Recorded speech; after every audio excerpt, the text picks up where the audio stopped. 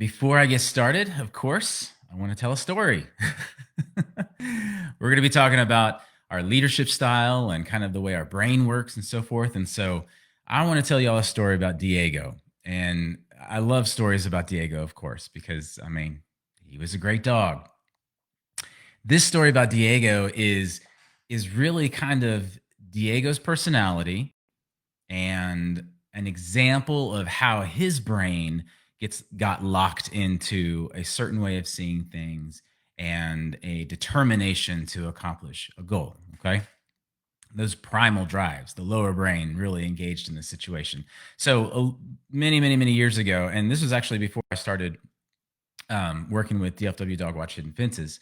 Um, so I hadn't really professionally been training dogs yet. Diego and I had been working together. Diego, my wife, Becca, and I, we had been all working together too. But just the best of our abilities, nothing really professional and structured. So, so my wife and I, we rented this house. Okay, this was our first house. It was a 3-bedroom, 1-bath house, and it was built in when was it? 1947. So an older home. And when we moved in, there was something about the landlord that didn't ever really connect well with me. I never really put my finger on it. And so I never really felt comfortable with him. And Diego never felt comfortable with him either. Diego probably disliked him more than I was uncomfortable, if you want to call it that. And so one of the things I asked my landlord is, please don't come over to the house without me here, because my dog's not really going to be very welcoming. And I just tried to kind of give him a heads up. And of course, I knew Diego was a bit suspect about him. Again, could never figure out why. Could not really put my finger on it. And nothing ever happened, bad or anything like that. So but one day he came over to the house, and it was just my wife and Diego at the house. I was at work, and I had asked him not to come over if I had not been there, if I wasn't there. And so Diego was in the bedroom with my wife, and Diego saw him through the front window, and he immediately ran off the bed, charged the door, and hit the door so hard that it knocked one of the window panes out of the window. Now, the seals were probably pretty bad and never been replaced, and a strong wind probably could have knocked that window pane out. But my point is that Diego's mind, in that brief moment with me not there, he always did this. He clocked into almost kind of taking my spot, if you will. And a lot of our dogs do this. And so he was trying to protect his den, all right, that lower brain and that drive to protect. And we saw this kind of thematically, with my wife specifically. So if I was not home and someone came to the house and she opened the door, Diego would position himself in between my wife and the person at the door. Nothing ever happened. He just made it very clear that his presence was there. So that's an example of a behavior that is inappropriate. Okay. And so we had to really work with him in that.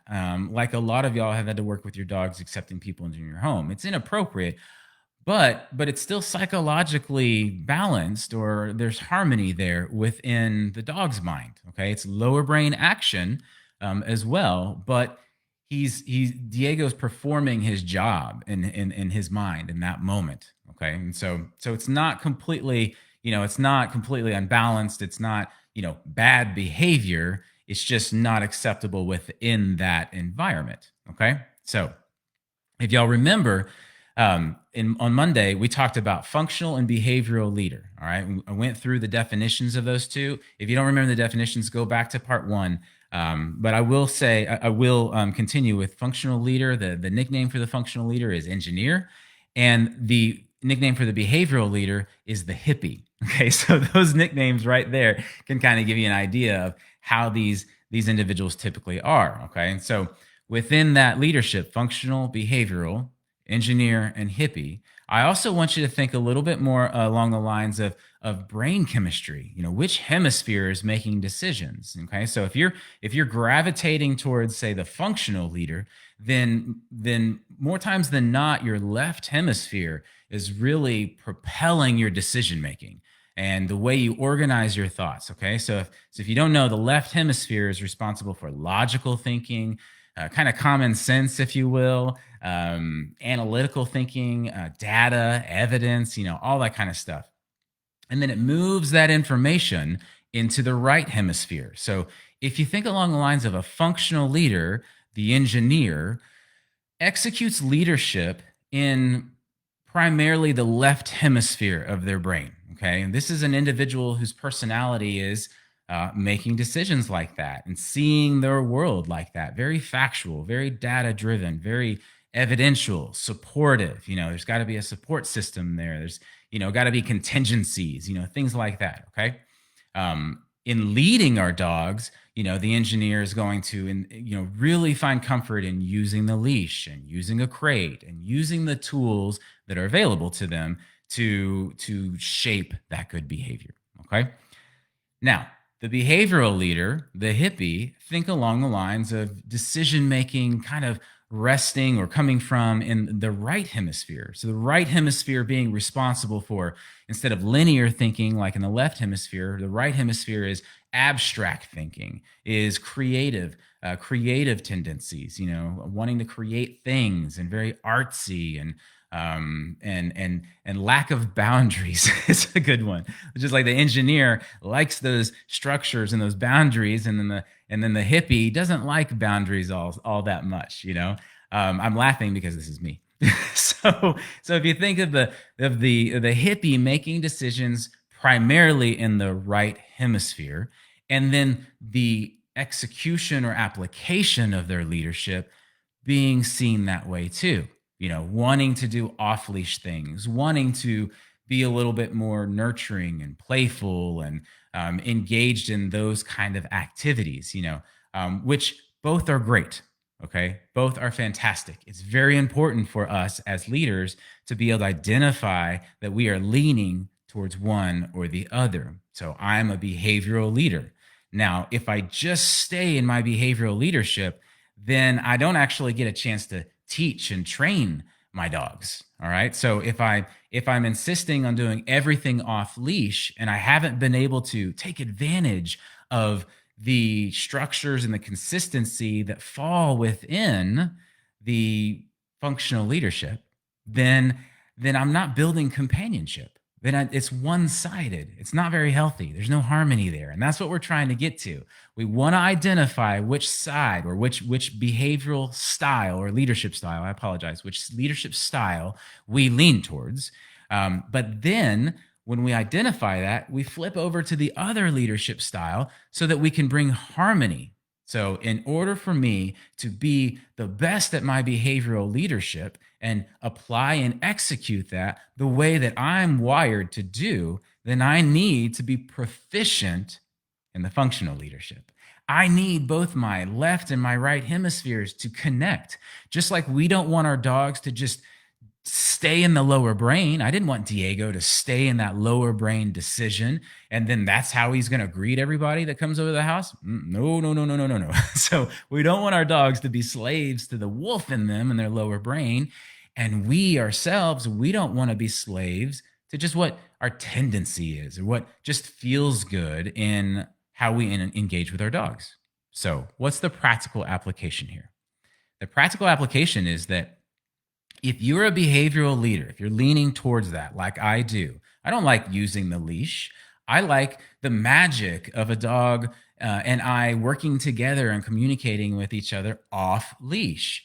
All right. Well, if I'm a behavioral leader, only making my decisions primarily in the abstract, nurturing, organic, creative thinking, well, there's not harmony there. And so there's no respect there either.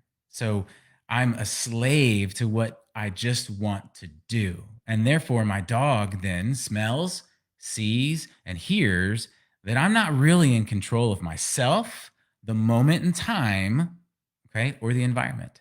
So I need to utilize and be proficient with the leash, to be proficient with crate training, to be proficient with potty training. Notice I'm not saying master. I just need to be proficient with that because harmony is the ebb and flow of those two.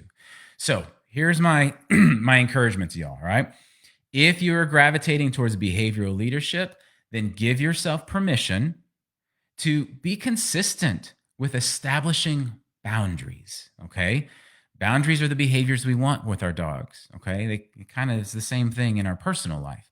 So give yourself permission to put boundaries in place so your leadership and your nurturing and your communication is heard more effectively and more efficiently by your dog. If you are a functional leader, if you are the engineer, then that off leash leadership kind of gives you anxiety. All right, the organics and the abstract and the unknown and the flexibility and all that stuff might give you a little bit anxiety. Well, give yourself permission that if you're doing training and you're diving into trying to accomplish whatever, like a sit, stay, or come or heel, and you're trying to do it everything exactly the right way, and you're still not getting the results that you want, well, take a break. Give yourself permission to take a break. Give yourself permission to just hang out with your dog. Y'all just play a little bit. And then what happens when functional leaders, when the engineer gives themselves some empathy to rest and just pause and be present and hang out for a moment, what happens with both canine and human, then there's some left and right integration there. Left hemisphere, right hemisphere integration. Okay. When us as hippies, us as behavioral leaders, when the lack of boundaries are not getting what we need, like a come when called, for example, and you start bending over and you start saying, come here, come here, come here, come here, and you're no longer calling, you're begging and asking, give yourself permission to put some boundaries and structure in place. Use the leash, use the tools that will really maximize the message you're communicating. Okay. This stuff is very applicable to our personal life as well, and to the relationships that we have outside of our companionship with our dogs. So I encourage you to think about those things. And if you've got any comments, if you've got any questions or anything, put them into the comments in the live, and I will do my best to answer them. This stuff gets pretty thick pretty quickly, and so we're talking about dog training, behavioral leadership style, neuroscience, and emotional intelligence, all in the same. So if you got questions, let me know. And I hope you guys have a good week. And